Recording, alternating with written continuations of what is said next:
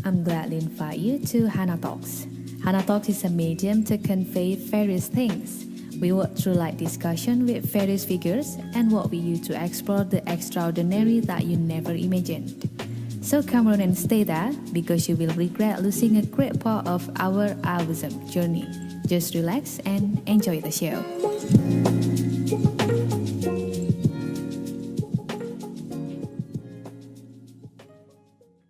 Hai semua, bertemu lagi dengan saya Dinar Hana di Hana Talks. Dan kali ini kita akan bahas apa ya? Yang pasti bahasan yang enak banget diomongin. Kasih bocoran aja ya. Oke, yang akan kita bahas adalah digital marketing. Nah, sama siapa kita akan ngobrol digital marketing ini yang pasti expertnya ya. Oke, kita sapa dulu yuk. Halo Mas Bram, apa kabar? Halo, baik. Alhamdulillah. Boleh nggak sih kenalan dulu ini Bram siapa? Bram yang sering dikeluarkan di TikTok atau enggak? Biar makin kepo nih pendengar Hana Talks. Oke, siap. Ini perkenal kali ya. Nama aku Septian Bramandita sih lengkapnya, panggilannya Bram. Kalau orang-orang sih sering taunya itu bisnis bareng Bram, karena nama Instagramku, nama TikTokku itu ya bisnis bareng Bram itu. Okay. Aku sering buat konten tentang edukasi, tentang digital marketing, tentang bisnis dan lain sebagainya di Instagram sama TikTok. Oke, cocok ini Bram berarti ke YouTube juga biar bisa ngalahin Atta Halilintar gitu. Oh amin. Ntar jangan lupa kita ya. Oke, keren banget. Kita nggak salah orang nih ya, teman-teman semua. Mas Bram, asalnya dari mana nih? Yap. Aku asli dari Malang. Wah, kita satu kota. Harusnya kita ketemuan. Iya. Keren, anak Malang ya. Terus kesibukannya apa nih sekarang? Kalau sekarang tiap hari sih sama ya. Aku kan juga punya digital marketing agency, jadi ngurusin klien juga. Terus misalkan aku ada kelas online juga, aku juga ya tetap buat konten tiap hari. Karena kalau nggak buat konten nanti tenggelam dong. Iya benar. Harus buat konten tiap hari, harus dipaksakan sih gitu. Wah ini belum masuk ke topik udah dapat bocoran ya, harus konsisten bikin konten. Iya. Nah selain sibuk bikin konten, digital agency sendirinya Mas Bram sendiri, ada lagi nggak yang lain kira-kira kesibukannya? Atau itu sudah sangat menyita waktu mungkin ya? Iya, itu pun sudah sangat menyita waktu. Paling banyak menyita waktu sih yang digital agency ya. Itu sama mungkin kalau misalkan aku dulu ya sebelum di TikTok itu kan aku di Instagram pertamanya. Itu belum ada tuh endorse yang masuk. Nah sekarang kan sudah mulai TikTok nih. Jadi kan nggak cuma orang yang paham bisnis yang follow. Jadi orang-orang lain kan juga bisa follow nih. Orang-orang lain kan tahu. Nah itu tuh endorse tuh mulai datang. Nah ternyata di endorse itu tidak semudah yang dibayangkan, dapat duit terus bikin konten terus selesai. Tidak dong. Tantangan baru ya. Cukup banyak juga. Keren. Mas sejak kapan sih akhirnya kayak kalau bahasa Inggrisnya kerentek gitu. Udahlah saya fokus di sini tuh mulai kapan? Mulai yang di Instagram berarti ya? Iya, dulu Instagram pertama kali di 2018 Oktober gitu. Hampir 3 tahun ya? Iya, hampir 3 tahun. Luar biasa sih. Oke, Mas. Ini kan Mas Bram sudah cukup dikenal, sudah sangat dikenal di dunia digital marketing kan. Nah, spesialisasi digital marketing Mas Bram ini sendiri di mana? Apakah sosial media, apakah website, atau ada yang lain mungkin? Spesialisasinya? Oke, kalau spesialisasi sebenarnya aku ada 3 ya. Yang pertama sosial media, kedua konten, yang ketiga sih funnel ya. Oke. Funneling itu. Oke. Nah, pemanfaatan dunia digital. Mungkin ini pertanyaan yang sering ditanyakan, tapi kadang orang-orang tuh harus diingetin Mas. Jadi dunia digital ini saat ini sepenting apa sih gitu? Penting apa itu gini ya. Dulu waktu sebelum pandemi ya, itu bahkan sudah juga punya digital agency.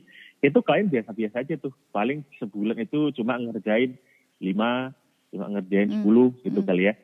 Nah, ternyata setelah pandemi itu 2020 ya, pandemi itu ya 2020 Mm-mm. di bulan Maret, April, Mei itu kan semuanya kena tuh, Mm-mm. apalagi yang offline tuh kan.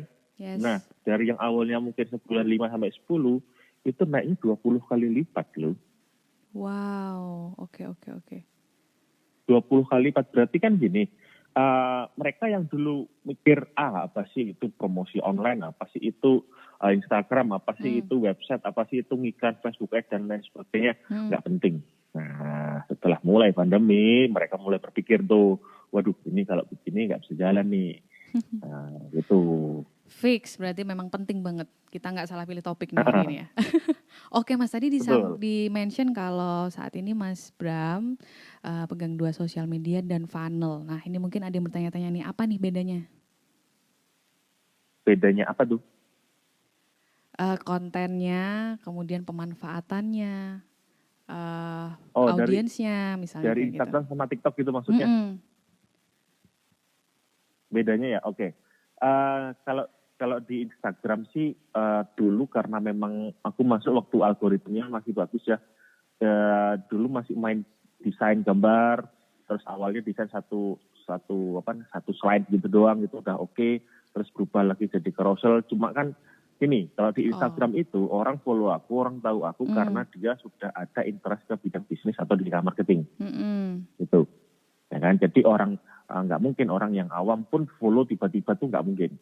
Ya, pasti dia punya interest ke sana. Oke. Nah, bedanya kalau di TikTok, orang walaupun dia itu nggak punya interest ke bisnis atau digital marketing, bisa aja TikTok itu merekomendasikan kontenku di FYP-nya dia. Mm-mm. Itu bisa banget.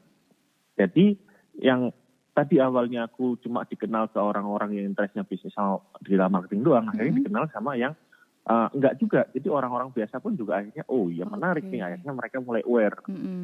Nah, seperti itu sih. Keren, keren, keren. Mas Bram, kira-kira kliennya bocorannya berapa nih sekarang jumlah kliennya? Karena sebenarnya gini, aku sih terbatas ya SDM-nya ya. Jadi Mm-mm. aku sekarang mentok itu 1 bulan cuma bisa handle tuh 40. Itu udah gila gitu. Wow, iya sih nggak kebayang juga ya, keren banget. Nah, itu udah mentok itu. oke nih ada 40 macem nih ya. Gimana caranya Mas Bram menentukan media sosial yang cocok buat sarana promosi dan branding company-company ini atau klien-klien ini? Ada nggak ketentuannya? Oh, si A ini cocoknya pakai TikTok nih, satunya pakai ini, atau semuanya dihantam aja di semua platform? Eh, Semuanya dihantam, semuanya. Oke. Tapi yang aku ambil kliennya aku lihat dulu Hmm. produknya, brandnya juga. Hmm. Nah, jadi misalkan nih, aku nggak mungkin ngambil yang klien ini dia produknya white label. Contoh, fashion yang nggak ada mereknya. Aku nggak Oke. berani ngambil. Ya, Mhm. itu. Itu aku tidak akan pernah ngambil. Kenapa? Karena susah banget untuk scale-nya. Dia mentok itu Mhm. profit tipis banget. Oke. Gitu. Atau yang paling banyak aku ambil itu adalah mereka-mereka yang produknya produk solusi. Oke. Itu gampang banget itu mainnya. Mhm. Kayak Tuh. aplikasi gitu kah? Ya, Oh, bisa. I see. Tuh. Oke, oke. Keren, keren. Nah, ngomongin klien nih, pasti banyak pertanyaan mungkin ya di awal ketika ketemu sama Mas Bram. Bisa nggak kalau saya menggunakan fasilitas digital marketing ya, itu ada kenaikan signifikan di omset misalnya. Nah, biasanya banyak yang secara langsung pengen melakukan digital marketing dengan ngincer kenaikan revenue yang jauh lebih besar dalam waktu yang singkat gitu kan. Nah, Mm-mm. menurut Mas Bram Mm-mm. sendiri, apakah sesederhana itu? Karena kan setahu kita media sosial itu juga lebih banyak ke arah branding dulu lah ya, Mm-mm. gitulah. Nah, itu gimana Ya. menurut Mas Bram? Mm. Eh, Sebenarnya sih bisa-bisa aja ya kalau gitu misalkan ngejar target dalam Hmm, waktu singkat. Pertanyaannya satu, dia punya budget berapa? Nah, itu aja sebenarnya. Kalau yes, budgetnya oke. besar, aku bilang bisa-bisa. Karena kalau kita ngomongin sosial media kan nggak cuma buat konten ya, kita juga Mm-mm. bisa manfaatin influencer, kita juga Yes. bisa manfaatin Facebook Ads untuk retargetingnya. Mm-mm. Jadi semua channel diaktifasi. Mm-mm. Cuma itu tadi, dia punya budget berapa? Hmm. Gitu ya, Itu. dikembalikan lagi ke kliennya nih. Iya, Mm-mm. kan nggak mungkin kan kalau tiba-tiba budget, oh aku pengen omsetnya awalnya dia 1 bulan 10 juta, pengen jadi 1 M, tapi budgetnya dia cuma 1 juta, tidak mungkin dong. Iya, iya, iya. Oke. Kita yang pusing kayak gitu. Bisa nggak tidur nih, mana 40 klien ya sebulan. Iya. Oke. Nah, kalau sering nggak sih ditanya gitu misalnya efisiensi dari penggunaan buzzer, apalagi buat online shop misalnya kayak gitu, ataupun personal branding itu sendiri. Nah, sebenarnya itu efektif nggak sih? Atau menurut Mas Bram itu nggak disarankan? Atau memang baiknya gimana gitu, Mas? Oke, berarti ini pertanyaannya adalah manfaatin influencer untuk online shop gitu kah? Tergantung, balik lagi.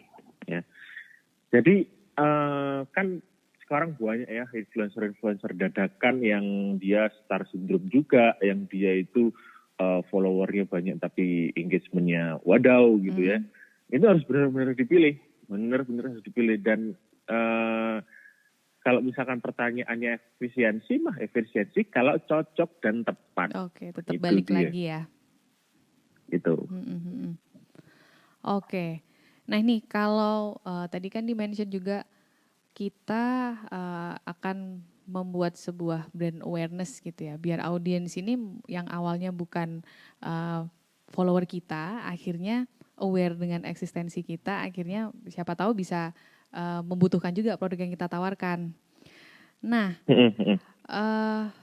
kadang mostly juga banyak orang-orang yang beli follower nih penyakitnya, Mas Bram. Ini efektif nggak kalau buat digital marketing? Gimana sorry pertanyaannya? Putus tadi. Oke, aku ulangin ya. Jadi ini kan banyak banget orang-orang yang pengen kita bangun awareness-nya akan brand kita. Misalnya kayak tadi Mas Bram nih, bukan pengusaha aja nih sekarang, karena ada konten yang membuat mereka aware dengan eksistensi kita, akhirnya mereka follow, merasa butuh gitu. Betul. Syukur-syukur mereka juga butuh produk kita. Nah, pertanyaannya, kalau beli follower, ini efisien nggak buat digital marketing? Wah, sama sekali enggak sih. Malah itu dilarang banget ya. Oke. Kalau beli follower. Dilarang banget. Apalagi kalau misalkan aku dapat klien gitu ya, followernya udah banyak, tapi engagementnya kecil. Pertanyaanku pertama adalah, aku minta dia jujur, pernah nggak kamu beli follower? Kalau pernah aku nggak pernah, karena udah rusak pasti. Gitu.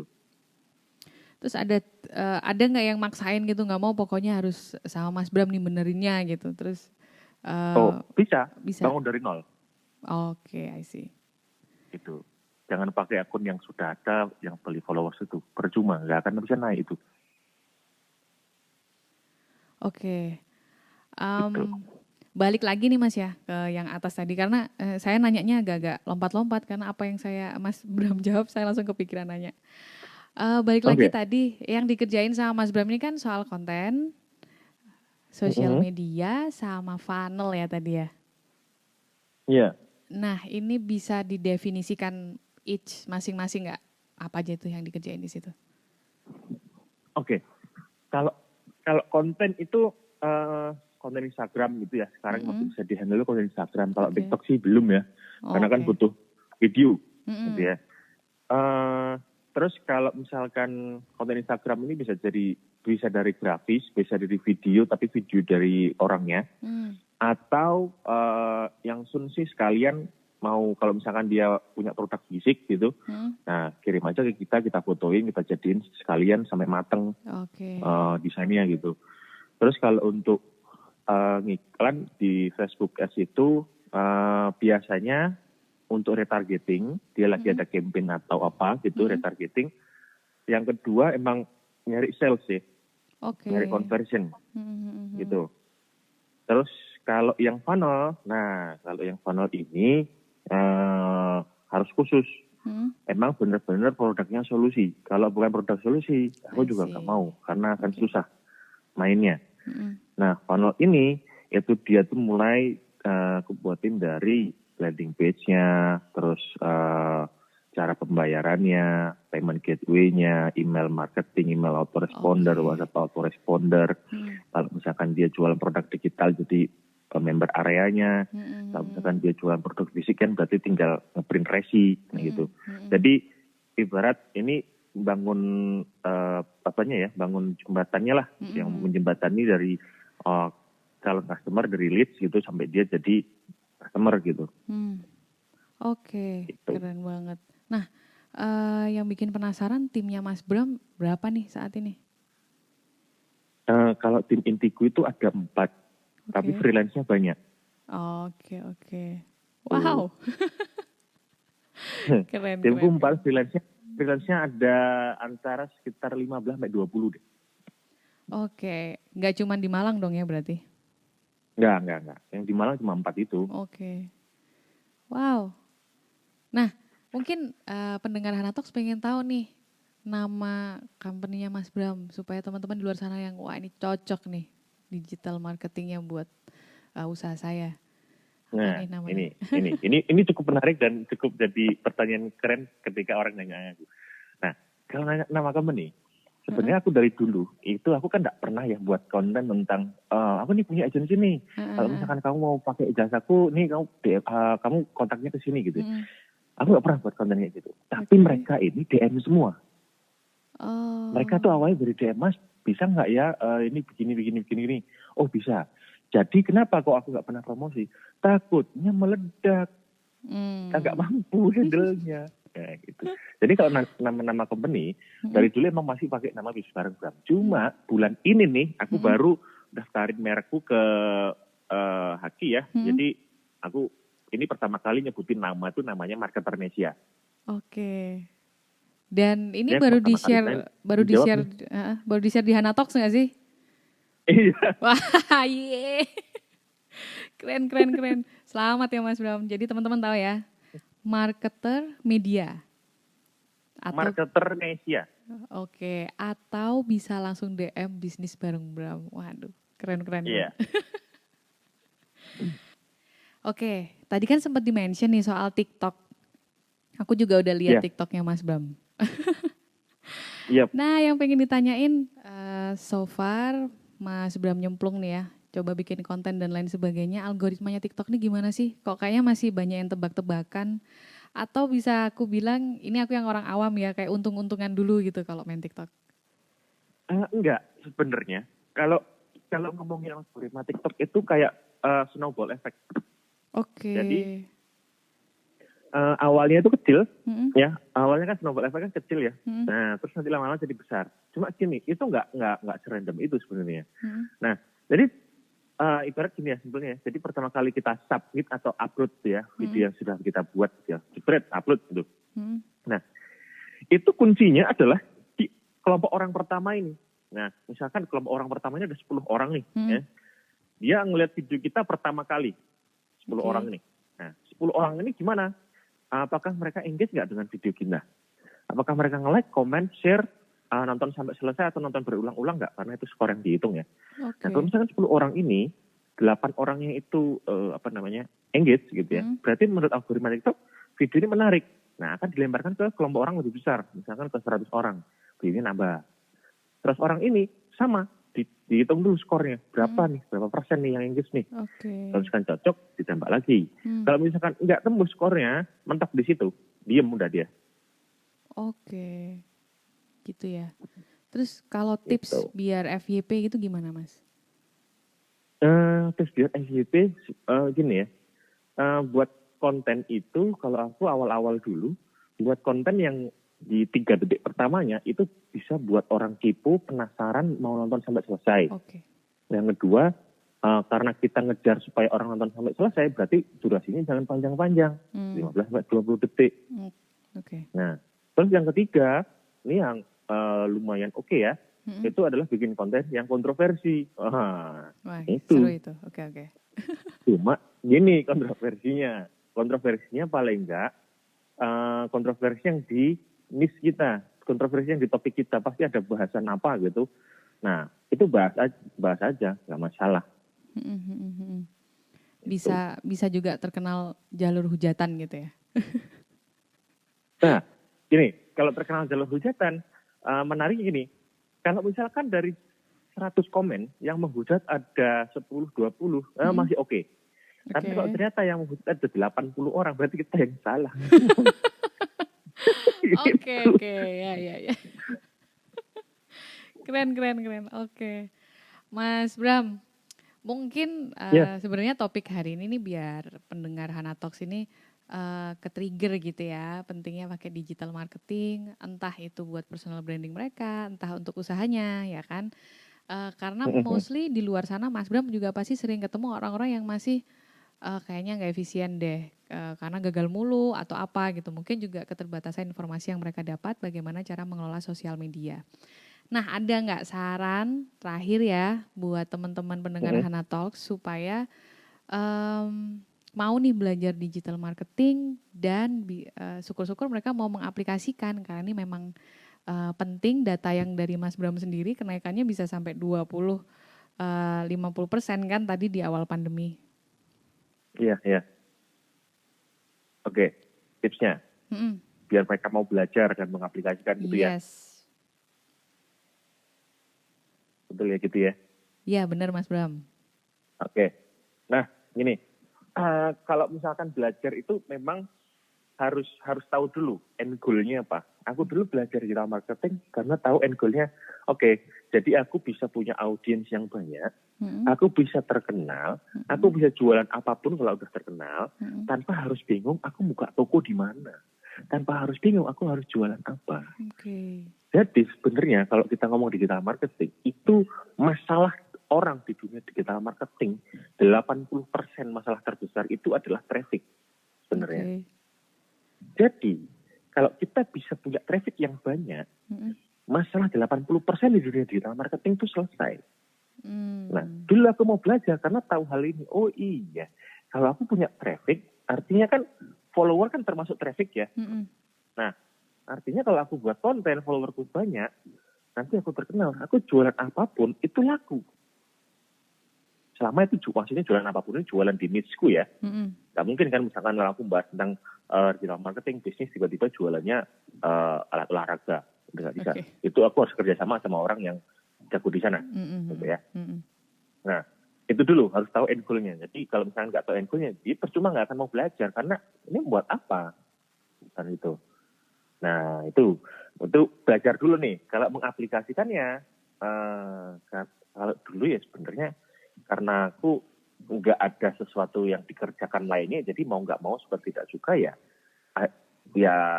bikin konten sih pertamanya paling gampang ya dulu ya. Jadi bikin konten itu adalah hal paling simpel di dalam dunia digital marketing untuk yang benar-benar mau nyemplung. Simpelnya itu udah buat konten dulu dah. Oke. Keren banget sih Mas Bram. Nah, telat gak sih kalau masih akan mau baru nyemplung sekarang? Gini, telat atau enggaknya, aku rasa enggak ya. Tapi gini, kalau memang yang nanti mau baru mulai ya, apalagi untuk membangun brand awareness, entah untuk bisnisnya atau personal brandingnya, saranku sih mulai dari TikTok. Ya, mulai dari TikTok. Karena di TikTok itu walaupun kita belum punya follower, tapi kita punya peluang konten-konten kita akan ditonton sama orang lain. Kalau di Instagram, walaupun kita follower 0, siapa yang nonton kita kecuali di repost sama Halilintar kali ya. Gitu. Oke, keren banget. Keren. Oke, Mas Bram, thank you banget ya waktunya. Ya. Dan yang pasti Sama. ini bukan yang terakhir. Kita berharap ada next discussion yang lebih spesifik, yang lebih dalam lagi soal digital marketing sama bisnis bareng Bram. Oke. Thank you banget waktunya Mas Bram. Sama-sama ya. Sampai ketemu lagi di Hana Talks berikutnya. Oke, thank you. Bye, thank you. Bye.